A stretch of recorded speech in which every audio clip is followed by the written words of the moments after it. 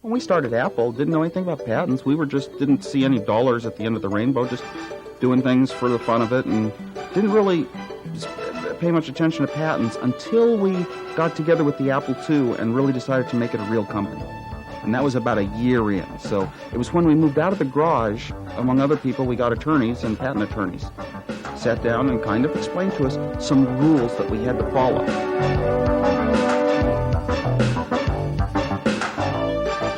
You know, as an engineer, you know when you've taken an approach that's different than standard, different than normal, better in some way.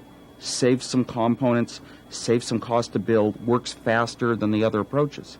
The benefits of patents to QuickTime strongly relate to, again, Apple differentiating itself against other computer companies. And I think QuickTime, we've done that in a very big way.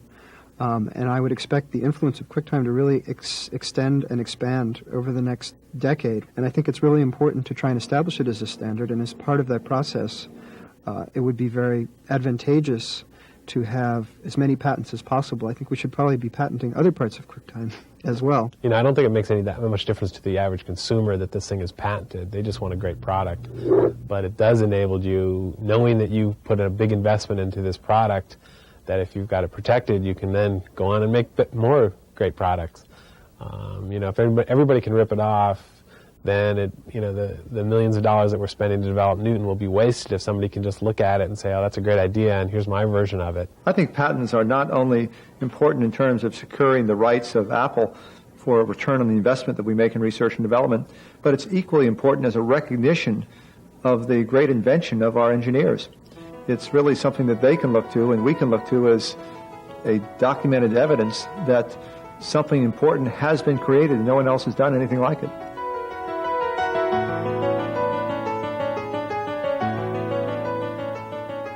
The things that we apply for patents on here in the interface group are really quite different than what you might think of as conventional patents. They're really ways people interact with the machine. And for example, we have a new desktop element.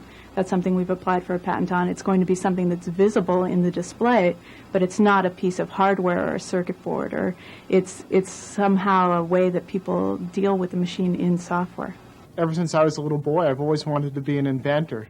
And going through engineering school, I've always wanted to invent. And being at Apple, it gives me the ability not only to work on creative things, but at the same time come up with new and novel ideas. I think I'm near 30 patents or something like that, and it's very nice to look at a laser printer and realize that a lot of the components in there I had something to do with. I haven't benefited in the same monetary sense as an entrepreneur would, but it is nice to realize that your ideas are embedded in a device like that, so there has to be a matter of personal pride in this as well. This is the patent plaque that I got when my 3D patent was issued. It says here is a United States patent. It has the description of the title of the patent, two-dimensional emulation of a three-dimensional trackball, and it says inventor Michael Chen, and who is assigned to, and this is the first page of the patent. I got a bonus check, and when the patent is issued, you also get another bonus check too. Different ideas came from different people to kind of bring the whole thing together. So that's another interesting thing, is that this particular patent involved like about 6 people, and not just one person. So collaborative efforts also are patentable depending on what the idea is.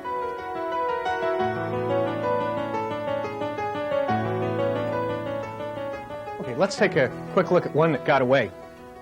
When we introduced the Apple II, one of the things that made it so special and easily recognizable was the case. Everybody recognized this case really quickly, and it was one of the things that really set the product apart from everything else in the business. We could have protected it with a design patent fairly easily. We didn't. So, when we started seeing things like this, they were much harder to stop. Also, things like this, they even copied sort of the Apple logo.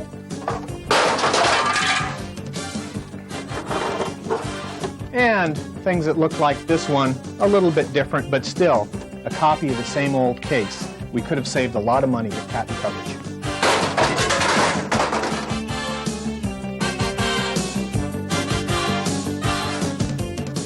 It's just a natural part of the process. I think it's necessary for all engineers to document their work. It helps them organize things better and also provides a record of the work that was done. So to me, that's just a natural part of organizing one's thought and doing the work. So I don't see it extending the product process. As a matter of fact, this organization in a lot of ways helps the product process. So we'll be sitting in a meeting sometimes and someone will come up with an idea and we'll say, oh, that sounds like something that's patentable. So we make sure that we write it down, that we have a date there, that there are a few people around who have heard that, because it's really quite important with these interface things to make sure that we're the first ones out there and that we have documentation that we were early on. Be careful about talking about anything that you're working on here at Apple until we get some sort of protection on file. If we merely tell somebody outside the company about the work that we're doing, that can immediately kill all rights in all foreign countries. Patent attorneys are pretty sharp engineers anyway. They sit down with you, and I thought nobody's going to understand what I did because it's so specialized. It didn't come out of a book. It was very unusual stuff. The patent attorney sat down and studied it and listened to me for about an hour or two and totally understood it and was able to write it into patent language pretty easily. And I couldn't understand his side, but he could understand mine. Are there patent books in the library? We've got this whole set, including patent recipes, hiding in this one. Now, there's Patent Law, a Practitioner's Guide. That's because we continue to practice without ever getting it down. There are 3 different kinds of patents. There are plant patents, design patents, and utility patents. Design patents protect the way a device or a product looks, its aesthetic appearance. A utility patent covers basically one of 2 things, either a method or an apparatus. The basic requirements for a utility patent, the legal terms are new, useful, and non-obvious. The biggest requirement really is the one of newness. Is it new? Is it either a new thing, a new way of doing something, a new application for an old method? Any of those things can qualify as new and can be patentable.